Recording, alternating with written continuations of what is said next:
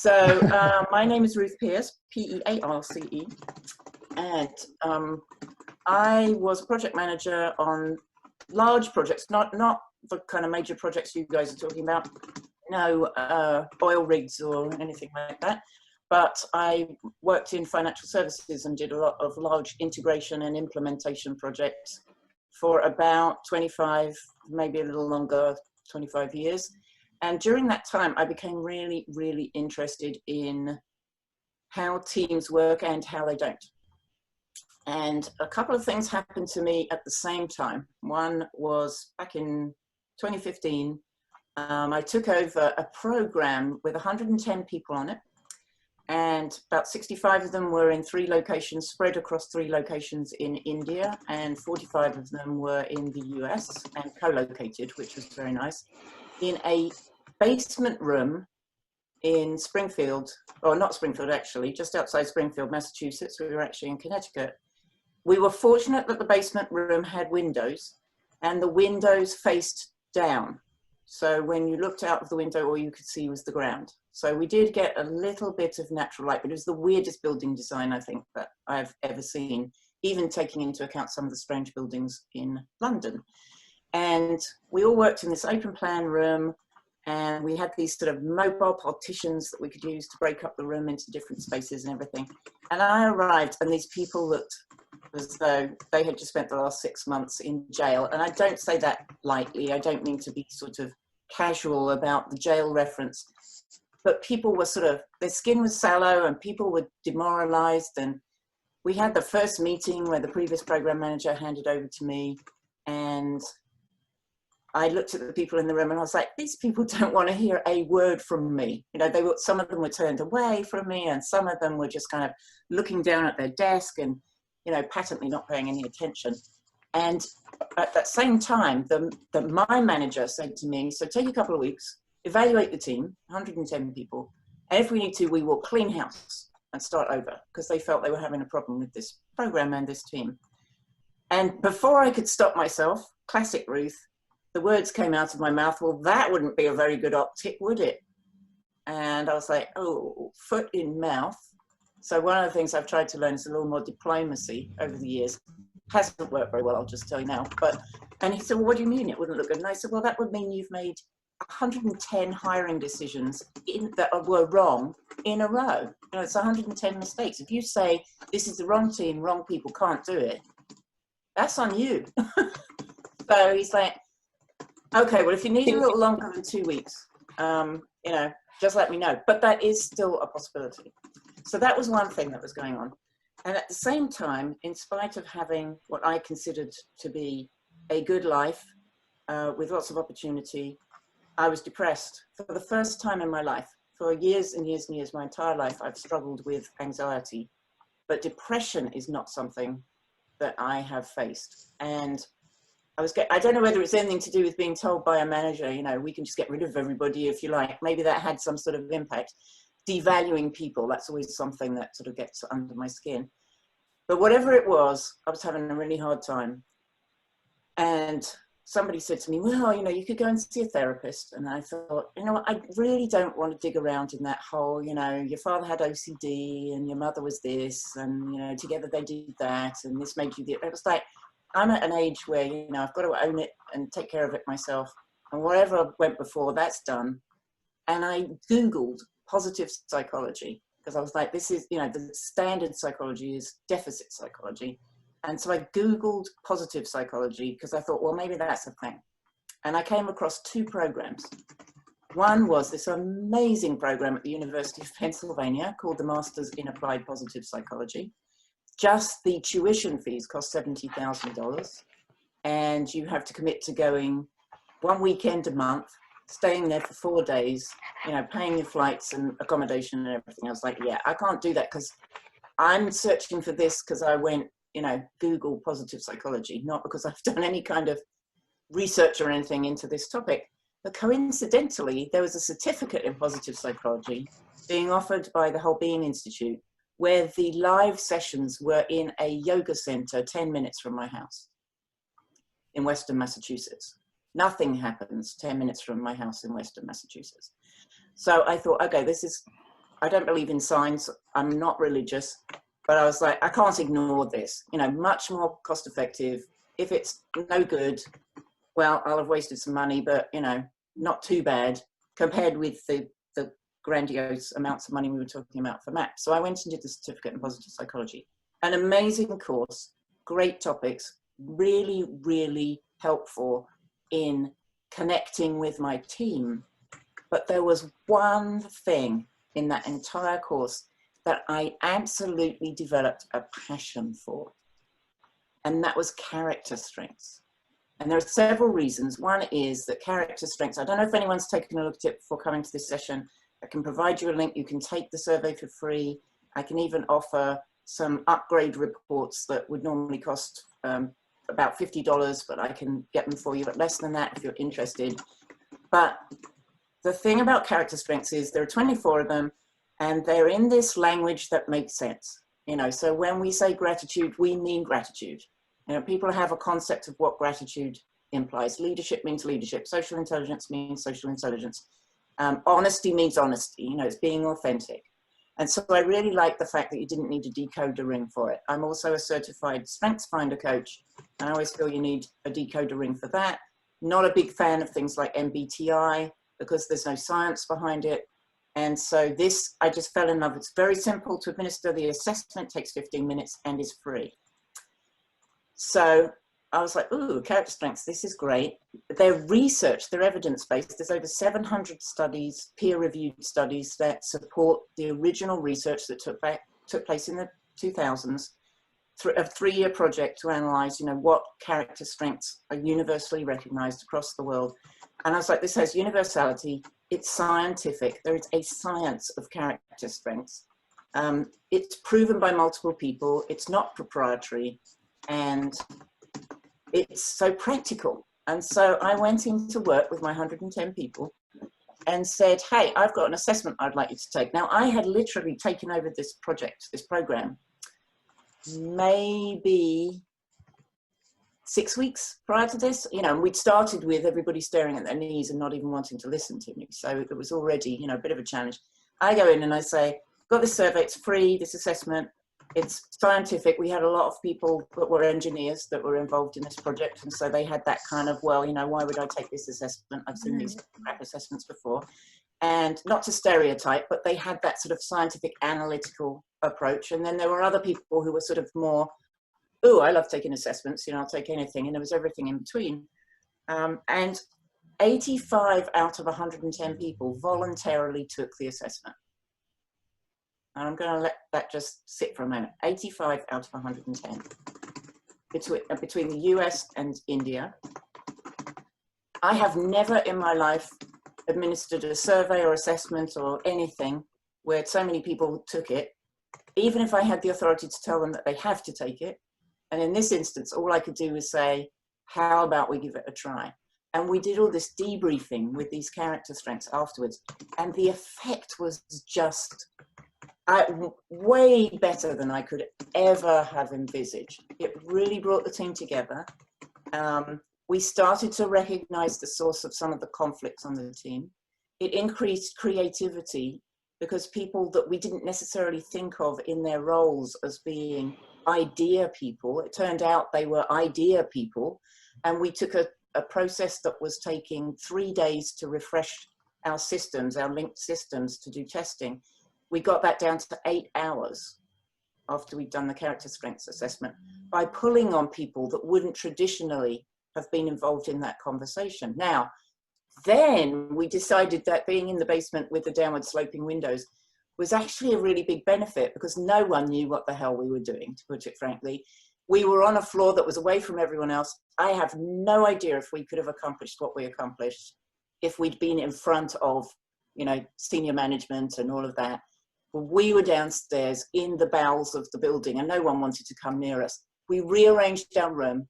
We changed the timing. We had signs up on the door that said between 2 and 4 is quiet time, you can't come in. So other members of other teams couldn't come in and interrupt us, which had been the norm. They were always coming and going and disturbing everybody. We completely changed this working environment because we took the character strengths assessment, trusted that it was telling us something useful, and built trust amongst ourselves based on that assessment. Bit more than Can I 5 ask, minutes. Ruth, Sorry about that, can I John. just ask a question about Yes, that? absolutely, John. Interesting when you say about 85 with 110 voluntarily took the assessment. So they were buying into what you're proposing, weren't they? You've got a very large cohort of what, about 78%, who are already thinking, yeah, there's something in this. Well, and it is an interesting question to me, because I don't know what it was exactly. And I will just say, of the people who didn't take it, some of them were pissed because it was while they were on vacation and they took it later. But we collected together these 85 results. And at the time, this is the reaction I got from most people. You're on a course, aren't you? You've been introduced to a new assessment and you want to try it out on us. So I don't know. And at the time I was really intrigued by the assessment, but I wasn't quite sure where it would go with the team. On the course we were on, we'd done it for ourselves. We'd analyzed it in one-on-one. It was me that decided to go, well, what could we do if everyone in the team did this? And then we shared the results in an anonymous way. We had this fun exercise that was purely for practical reasons, but now I've kept it as a way of doing it. I had flip charts where I drew up a grid and put 24 boxes on with 24 character strengths, and people had post-it notes, and they had 5 post-it notes, and they put in the boxes where their post-it notes belonged for their top 5 strengths in their ranking, because those are typically your signature strengths, the ones you lean on all the time. So they could anonymously share their results and get us, we built a team profile, which I'm happy to share with anyone, but by sticking these post-it notes up on sheets of paper, and it's like, so there was activity and there was movement, and we introduced some other things as well to boost the mood. But the backbone of the whole thing was this character strengths thing. And all I can say is I think at the time they were curious and, quite honestly, a little desperate, because they were miserable. I was the 4th program manager in 2 years. I won't even tell you some of the things that management had done to them in order to demonstrate power over the team and control over the team. And so I don't, honestly, John, I don't know. I mean, if I had been in their shoes, I'd have been like, oh yeah, right, great. You're, asking me to take an assessment and I don't have to do it because, I'm uppity and you're not my boss, kind of thing. You're a contractor. I wasn't even an employee. So I wonder if what you did, though, is you just said about power and control. You're actually asking them. You're trying to engage with them. You're not telling them. You've actually put a fresh approach, and you bring in a different culture and a cultural awareness as to, well, tell me about you. Not you do this, but I want to know about you. That's a real people thing. Yeah, thank you, John. And it's interesting to say that, because the very first thing I did before I even had access to this assessment was I made a point of meeting with every team member. And the ones in India, some of the people in India didn't want to meet one-on-one because because of the power thing, that traditionally they would always go through their manager, so there was this sort of hierarchical approach. So for those people, I said, if you want to meet in 3s, but I want to be eyeball to eyeball with every person on this team and hear your perspective on, what's been working and what hasn't, mainly what hasn't, as it turned out. So I had met everybody already. So that probably, in one form or another, so that probably had an effect. But I mean, I'd love to hear from the audience what your experiences are, or what other questions. And John had a question. What else? What's coming to mind for people? Yeah, so if others have got experience of using something like this, either good or bad, do you want to share your experience? Or indeed, if you have questions about using something like this, then why not fire your questions at Ruth? Everybody's muted at the moment, I think, so you'll need to unmute if you want to contribute. Jonathan, I'm happy to go and thanks, say Al. something. Very good. Thanks, Ruth, for that. I think, hearing your personal experiences as well, and I've got some personal experiences, but also as a business, we use profiling as supporting team development. We tend to use Disc Insights, and TTI Insights is our main tool, because, like you, it's things like Myers-Briggs are complex, but what we find with Disc Insights is its simplicity in terms of how it presents. So with the 4 colours, I don't know if you're familiar with the model, but it uses red, green, blue, and yellow as styles. And what that gives you is a language that teams can use in day-to-day life.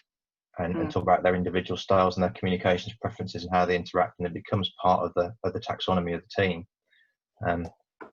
And so that's sort of a work perspective now, but if I sort of take a personal perspective going back a few years into a team where we were just forming, one of the things that led to that team that I was part of being very successful as a team, not necessarily in terms of our output, and I'll come to that in a minute, was the fact we sat down as a group and decided all those things we wanted to do, how we want to operate, how we want to behave, and what we were each individually bringing in terms of strengths and weaknesses, and therefore where we were looking to our colleagues to support us.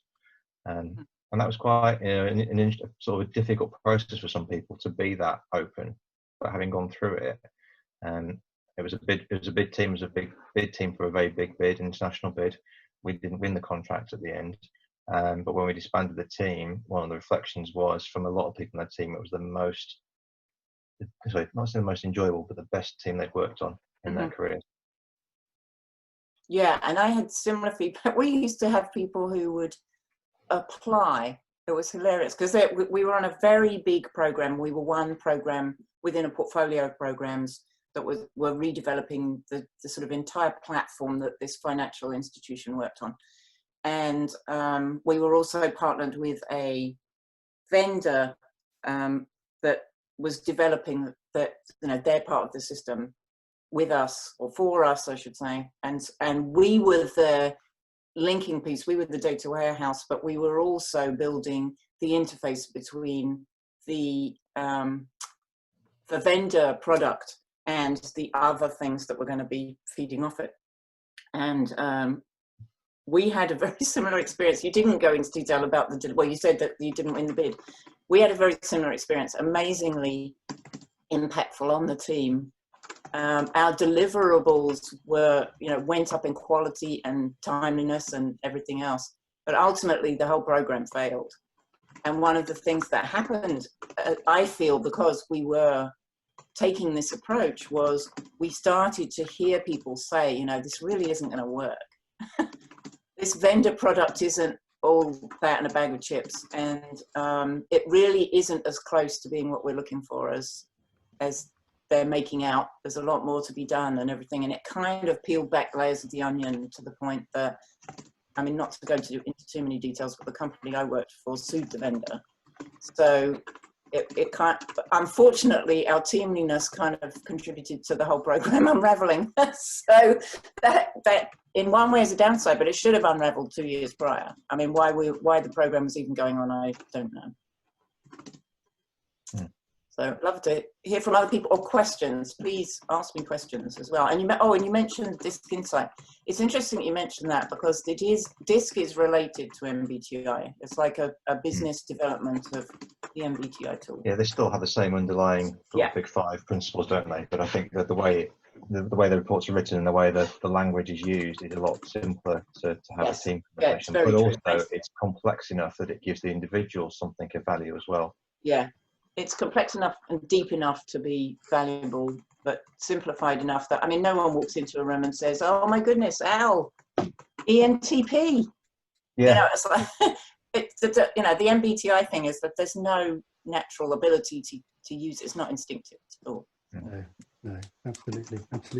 I'm intrigued. It's a bit of a challenge to the rest of the audience, really, that if you're not using some tool, even the simplest of tools, to kind of get some sense of the different makeup of the team and particular character strengths or particular traits, do you do anything? Do you just interact with people? Do you just assume that you understand the people you're working with? Or how else do you get an understanding of who they are and what they do and what motivates them?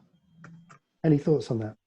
Well, I have an opinion on everything, Jonathan, so I'm trying just to shut up and let someone else talk. But my view is you actually have to talk to people. I really liked your idea, Ruth, of having a one-on-one session to go and speak to them. I think the other thought that I had there was you need a level of intellectual maturity to be able to stand back and say, yes, those are my character strengths. When I first did the Thomas International PPI and this would have been the mid-90s, I looked at it and I thought, yes, that's me. But that was, yes, that is me. And that was quite cathartic to then have the maturity to accept that actually those are my traits. And I think you need a team who can then embrace that. Yeah, and at the same time, I think you can encourage people to be curious about it. So I'm sure people aren't, well, I shouldn't say that. It may be that people aren't familiar with what these character strengths are. So is it okay, Jonathan, if I just go into a bit more detail about what they are? Please do. Yeah, yeah. Because it was interesting what John said about the intellectual maturity and the ability to stand back. That would be measured as the strength of perspective. And what we find is that certainly when people are younger, they tend to be more concentrated in particular strengths. So there's 24 strengths in 6 conceptual virtues. And so it's things like creativity, curiosity, honesty, zest or sort of vitality, bravery, what else have we got? Forgiveness, teamwork, leadership, fairness, things like that. Gratitude, I mentioned, hope, appreciation of beauty and excellence, which I'll put my hand up and say that's my top strength, and I didn't even realize it was a strength. I thought everybody had it. So one of my particular pleasures is to go out and just admire what's around me, nature or whatever. And typically nature, I am actually a tree hugger, not specifically to protect trees, but I love the texture of bark on trees. And, you know, you can't get a feel for that unless you actually touch the damn thing. So, you know, so I will go up to something that looks all sort of craggy and everything and run my hands over it, and people think that I'm a complete lunatic, but that's my appreciation of beauty and excellence. And I find it very calming. It's sort of like a mindfulness practice for me, not deliberately, but that's the effect it has. And when I discovered that appreciation of beauty was the top strength for me, you know, I was like, that explains a few things, because I had an experience with my husband who's very analytical. He's very high in judgment and curiosity and love of learning and things like that. Very, very analytical. One of the people I know who's, you know, most adroit at making sense of spreadsheets of data. I don't know how he does it. He's the only person I know who can take a spreadsheet of data and tell you a story from it. So he works in financial services, and he can basically piece together, you know, what happened to a trade or whatever from pages of data. And we were out at this beautiful location where we used to live in Western Massachusetts, and it's called Normkeg. It's not very old, but it's like 200 years old or whatever. It was a family summer home, one of the golden era homes, ridiculously oversized. But what they did was they built the house on a hill facing the Berkshire Hills and created this picture, literally a picture window. So they built this sort of framework where they could have this window that looked out on the hills. And typically when you get storms in that area, the storms come over the Berkshire Hills and they just kind of rise up, and you can see the lightning over the hills in the distance. And so it's the most amazing place to watch a thunderstorm. And there's this fantastic view of all the trees in the Berkshire Hills. And it's absolutely gorgeous. And on a bright sunny day, you know, you've got the puffy white clouds and the blue sky and all of this. And we were standing in this window looking out, and I turned to my husband and said, "What a beautiful view. Isn't that just amazing?" And he said, "Ruth, it's just green." And in that moment, I understood that we don't all have appreciation of beauty and excellence as a top strength. You know, I saw those things. I mean, I can see a bird flying or something, and I'm like, oh my goodness, that's just the most amazing thing ever, you know. And he's like, it's a bird, you know, there's birds in the garden all day long. Now, if it comes to excellence, you give him a great scientific article about some amazing discovery, he can appreciate the excellence part of someone's diligence, perseverance, whatever it is to keep going. So anyway, this is all to say that there are 24 strengths. They're universally recognized. So that's what the research showed in the 2000s, was that every culture, every country, every religion, everything recognizes these 24 strengths. And particular cultures will recognize other ones. So there were people who sort of made the case for putting achievement in as a character strength. I don't really see how anyone could see that as a character strength. It seems like a result of something to me, but achievement or ambition being a character strength, well, those are regarded very highly in the US, sadly, somewhat highly in Europe, and not at all in a lot of countries like India and China and, you know, places like that, where it's actually, and in some countries, ambition is frowned upon, or some cultures, I should say. And so the 24 strengths are only the ones that every culture and religion recognize. And the research they did, I mean, it involved people going out into the field, meeting with, you know, remote tribes. There's a story from Robert Biswas-Diener, who writes on things like courage and stuff like that, that he went and met this tribe and he had to demonstrate his courage to the tribe before they would answer his questions. And demonstrating his courage involved having a hot poker put on his chest. And he did that. He's got the scars to prove it. So it was a very thorough piece of research. And the result is something that is sort of dependable, you know, and I've never had anyone yet say, either I don't think that what you're describing is a strength, nor have I ever had anyone say, I don't want one of those strengths. They're all strengths. And when it comes to analyzing weakness, what we find is it's people's misuse. So the survey, the assessment, only measures the relative intensity of the 24 strengths. It does not measure weaknesses. And so people have a tendency to get their 24 and they look to the bottom and go, oh, you know, my bottom 5 are crap and I should work on those. All that the bottom 5 are the ones that are the hardest to reach, you know, the hardest to use. We all have all 24. What we find in terms of weaknesses, it's when people inappropriately use their strengths. So, and we tend to do that with our top strengths. We overuse them because they're so natural to us. We're very often unaware that they even are a strength, and we can club people over the head with them, you know, until they want to, sort of hands up in submission. So it's overuse that often what trips us up, or sort of unthinking, mindless use of our strengths is what trips us up. We're not seeing the signs around us that, you know, maybe this isn't landing well for other people. And I have an example of that with the team I worked with, that we had a design team where no one wanted to do any design. It was horrible, you know, and I got to the point where, so we had a design lead, 4 designers, and we just got to this point where the only person who was doing any design was the design lead, and the other 4 guys were sitting around. And I used guys in the generic term. There was, I think it was 1 woman and 3 men, unusually in IT. And they would kind of, it wasn't that they were sitting around, it was like they were twiddling around at the edges. I mean, they were always busy, but they weren't generating anything very substantial. We did the character strengths assessment, and our design lead turned out his top strength was judgment. Now, judgment is the critical thinking strength. So in theory, it is an information gathering, weighing up, evaluating, looking at, you know, the other side. It's that strength. But what we find is when people overuse it, unsurprisingly, it becomes judgmental.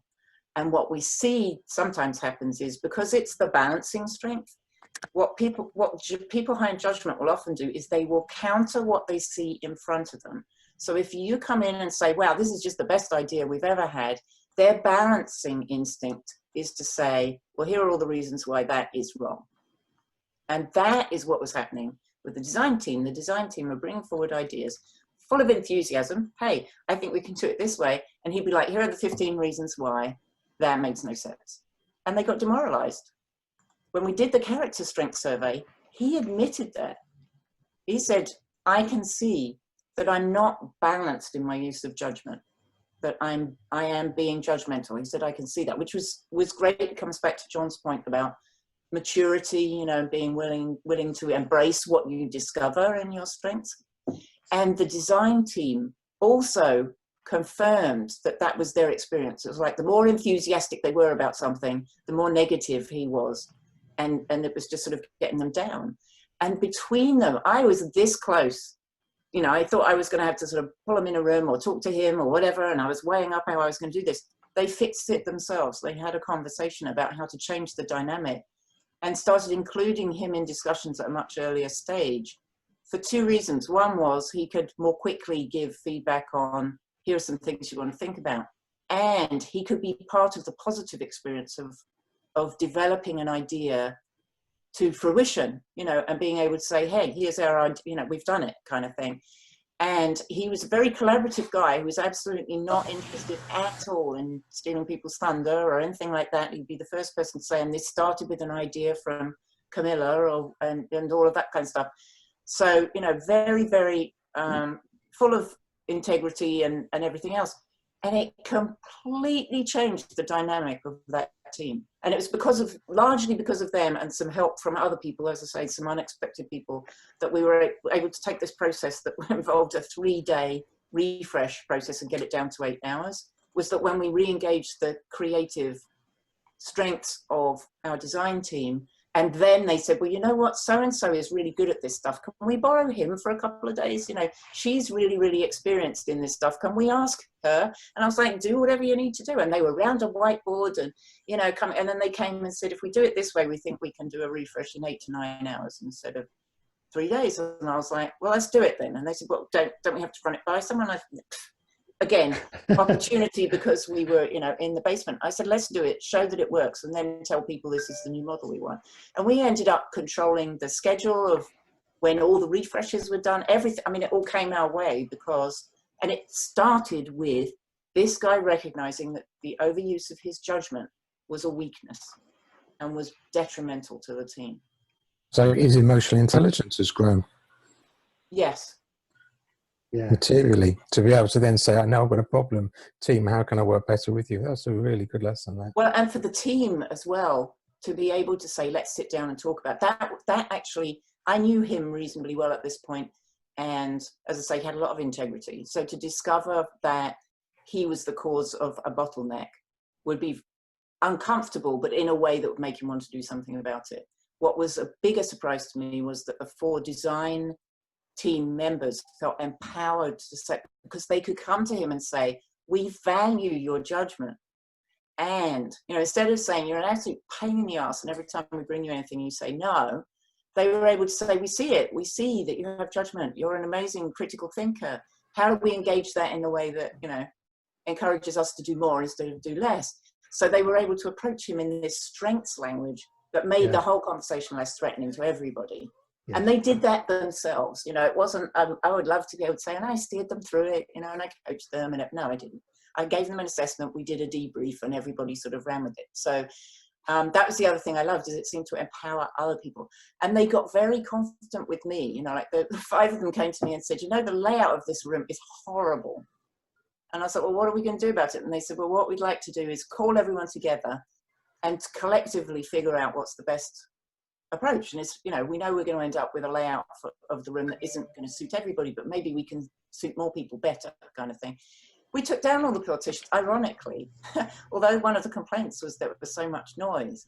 We actually ended up taking down all the partitions and making it a completely open plan room, completely rearranging all the furniture, and then setting rules about when you could have meetings on speakerphones, when you could have, you know, robust conversations, and when it was that you needed to go and book a meeting room and have the meeting elsewhere.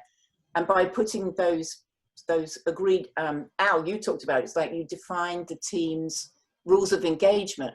Yeah. They defined a set of rules of engagement instead of putting artificial barriers around by saying, okay, here's a partition, and, you know, only one side of the room gets the projector and all of that kind of stuff.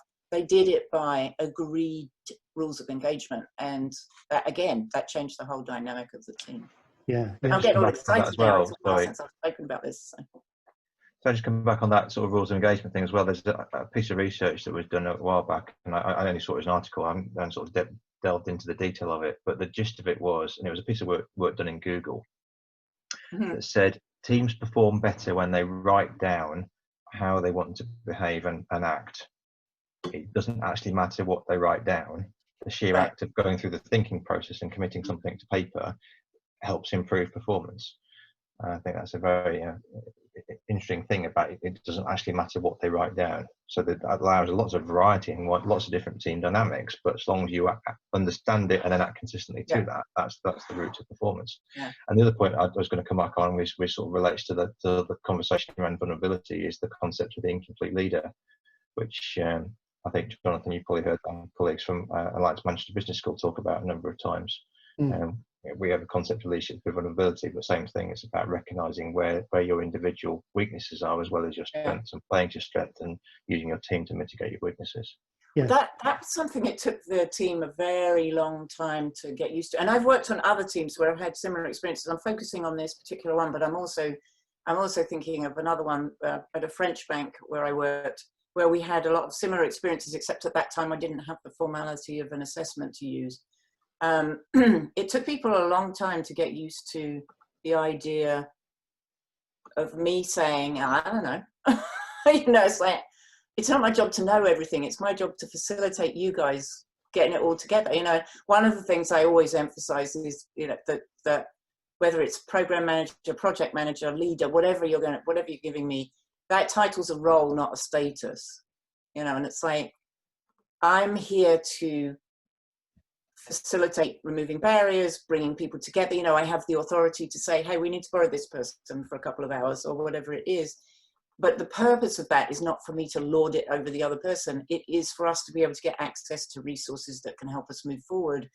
And it took months before people got used to the idea that I wasn't just going to say what to do. Like when they came and said, the room layout doesn't work, their first question was, how do you think we should lay it out? And I was like, I don't know, I don't work in it. I actually moved into it after they'd changed the layout.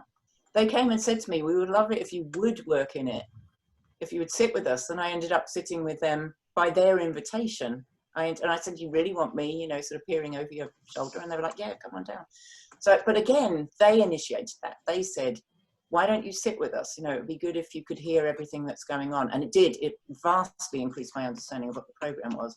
But every time in the beginning, every time we had one of these exchanges, and I would say, well, what are your thoughts? They were sort of like, but aren't you supposed to just, tell us what we can and can't do? We stole a table from another room. I mean, we did all sorts of things, and they said, well, what if someone comes and asks the table back? And I said, send them to me, and we'll figure it out. And they did. Someone came and said, you're on the security camera moving the table from one room to the other.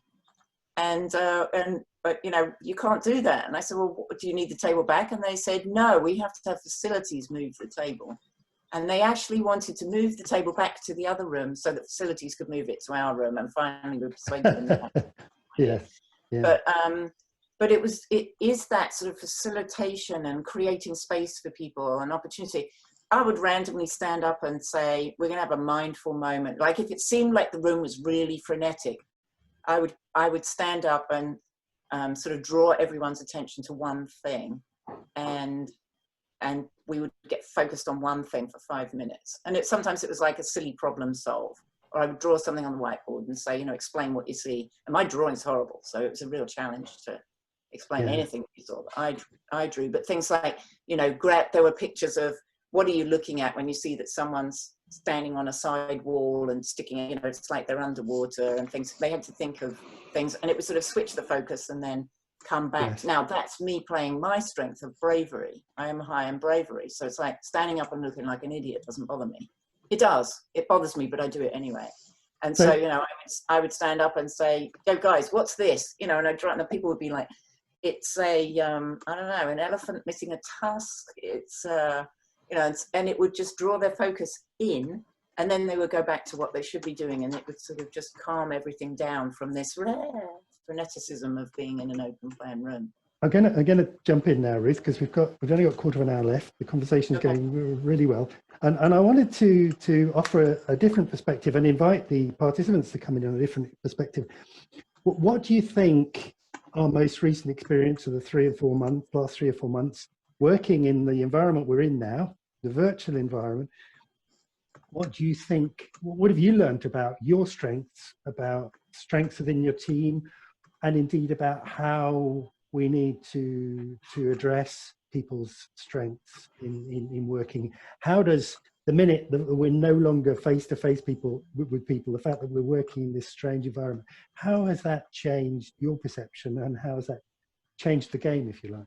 Yeah, so I guess for me, some things have really shown up because we've been forced into this bizarre situation. And so certain character traits, strengths have kind of come to the fore more. And for me, that has been about, I guess, a bit more of the the caring and the empathy and leadership in terms of making sure, for me, that's my community, but showing up and being vulnerable and sharing with them so that I can lead by example and kind of, I guess, make sure everybody else is okay. And I think I've seen that trait in other people as well, showing up more. But I think the other real risk with, I mean, particularly for some people and some people with kids and all of this, has been working in a different way. It's been there are some real great things about it. There's also been a real risk of and I love the concept of overdoing strengths as well, because there's a risk of that you overdo some of them sometimes, and then that can lead to outcomes, and in some cases, but in the situation now, I think burnout is a real challenge. So Anita, I wanted to, if you don't mind, I'll ask you a question about what you said about, you know, you're using your caring strengths. How do you feel, how's your energy from doing that? Well, I think it's better now, but I've had to, I mean, we've been in it a long time. It was longer than I thought it would be. So I had to redo things and restructure from when I started, because at the beginning it was like, okay, I'm showing up for other people, and that wasn't sustainable. So I had to make sure that I look after myself as well. Well, you have a lot of this maturity that John was referencing earlier to be able to make that observation, because a lot of people don't make that observation. There is a lot of strengths fatigue going on at the moment. So two of the strengths that are typically low on the profile, not for every single person, but on average, are self-regulation and prudence. Prudence is the playing strength. Now, the good news is amongst project managers, I did some research on project managers specifically, prudence tends to be higher among project managers than it is amongst the population at large, which is somewhat reassuring, as you know, project managers are supposed to be sort of facilitating the planning. But even so, it isn't a high strength. And, you know, when I say prudence, we're having to be prudent. Over here, we're still having to be prudent about going to the grocery store. You know, there's no, I will stop in on the way home and get a loaf of bread, because you've got to consider, do you have a mask? Do you have gloves? Can you, you know, get in? Is the store already at capacity? Do they even have any bread? You know, or how do you get toilet rolls, or whatever it is? That's the tiniest little casual thing has become a major plan, and people are getting strengths fatigue from not overusing, but having to use the strengths that are the biggest reach for them. What you also demonstrate, though, is with a bit of practice, you can actually change your strengths. And someone did put a question in about whether your character strengths change. So what we see with the character strengths assessment is there is enormous stability. Your top strengths tend to stay as your top strengths, your bottom ones tend to stay as your bottom ones, the middle ones sort of float around a bit. They do sometimes change in order. So your tops, you know, your number one strength may become your number 4 or something like that. Not necessarily a drastic change. It's not common to see a really high strength become a lesser strength. So, you know, go from 4 to 24. And it's not common to see a lesser strength go to become a signature strength, except for 3 things. And we're experiencing all 3 things at the moment.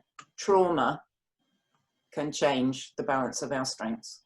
And I think for a lot of people, in one way or another, this has been a very traumatic time. Personal loss. So when I say trauma, it's something like a natural disaster, a pandemic would count.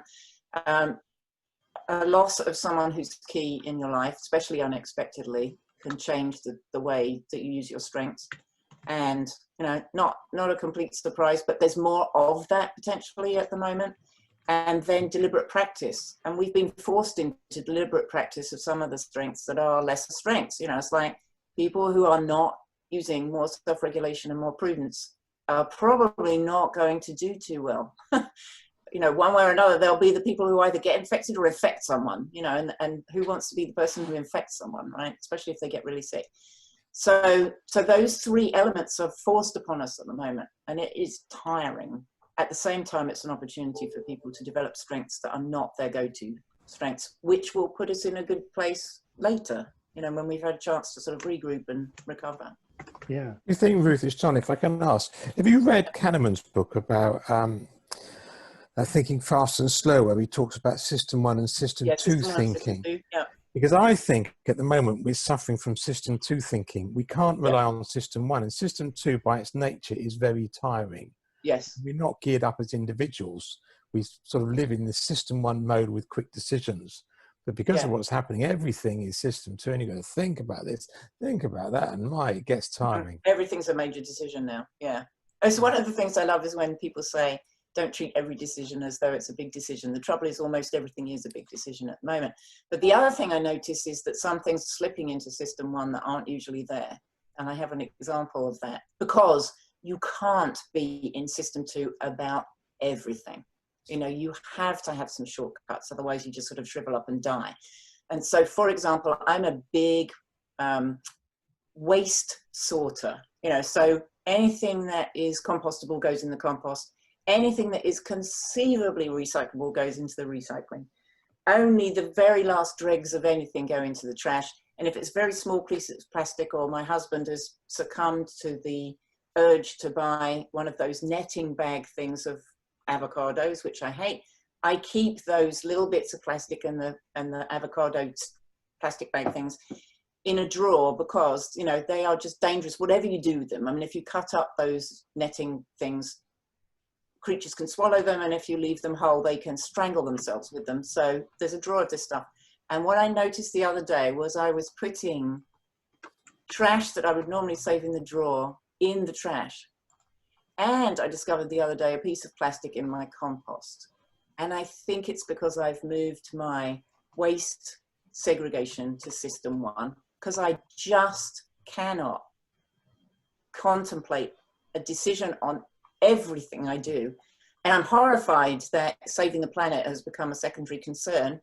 And at the same time, you know, I'm trying to be kind to myself and say, well, yeah, there's a limit. There is a limit to how many things we can be making decisions on. To John's point, it's exhausting. And I was talking to someone, the other thing I encourage is that to really make time to think about how you're feeling. I very often in webinars do an emotions check. I use Plutchik's Wheel of Emotions. You can Google it. It's for, you know, it's what's the word, open source now, and it's very simple. Doesn't have all the emotions on it, but it's a good starting point. And I have people do a check-in and say, you know, what emotions are you feeling? And you look out for a few things. One is we're generally feeling more than one emotion at the same time. Secondly, we're often feeling conflicting emotions. So, for example, I'm still very sad that my third and probably last dog died in November. I had to put him down. So that makes it doubly sad, because I had to make that decision whether today is the day or not. And at the same time, when I think of him, it brings a smile to my face, because he was a goofball. So he brings me joy. Thinking of him brings me joy and sadness at the same time. Same thing is bringing me, you know, one emotion that I'd quite happily live without, and one that I really, really enjoy, and they go together. Or I might be sad about one thing and joyous about something else. You know, it isn't wrong to be sad about a loss and happy about an opportunity. You know, we feel like we should be either or. And so doing these check-ins and just seeing how are you really feeling and putting a name to it. It's a bit like the writing down the rules of engagement in your team. It doesn't matter what they are. Just writing them down gives them a solidity and a validity that is useful. The same thing when you name your emotions, that's the first step in understanding how to manage them. And I have this example, sorry, I know we're running out of time, but I have this example of a woman in a group coaching. We did some free group coaching for people who were making to sort of transitioning from what was before to what is now, and for whoever knows how long. And she said, nothing's changed for her. She's always worked from home. And she said she's feeling guilty because even though nothing's changed for her, she feels exhausted all the time. And I said, well, name one thing that has changed in this coaching session. And she said, well, there's 5 of us, and usually everybody's out at work or school every day. And of course, now they're all at home. And then she said, well, I know we've got 3 kids who are trying to get onto school. My husband's trying to get onto work. I've always worked from home. So we all need to be on the computer. We have 3 computers between 5 people. And she said, and even if we could afford 2 more computers, we don't have the bandwidth really to support all 5 people being online at the same time. And she said, and of course, when they're not online, they want to be watching Netflix or something like that. So they're still using the internet. And she said, and now everybody's home 3 meals a day, and I'm the one that cooks all the meals. And she said, breakfast seems to start 6 o'clock in the morning and go to 11, you know, because people are eating breakfast whenever they feel like it. And she works in the kitchen. You know, that's what she sets up as her office. So even if she's not making breakfast, people are coming and going into the fridge. And of course, we've got board meeting.